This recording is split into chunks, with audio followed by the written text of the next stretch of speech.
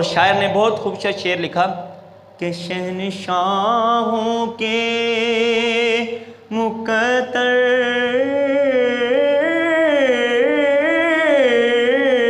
میں کہاں زیبائی،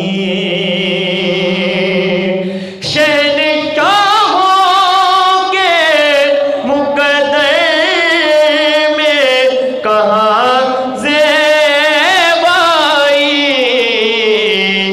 جس کا در ہو جس کا در اسے کی غلامی کا کڑا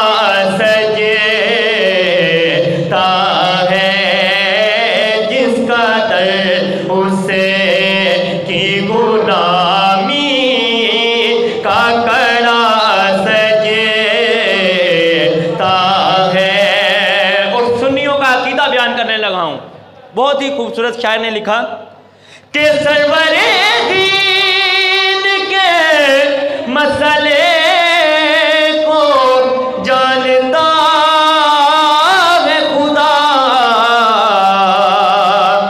مرتضیٰ پیچھے ہو سردی کے کھڑا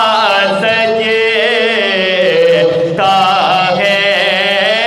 مرتضیٰ پیچھے ہو سردی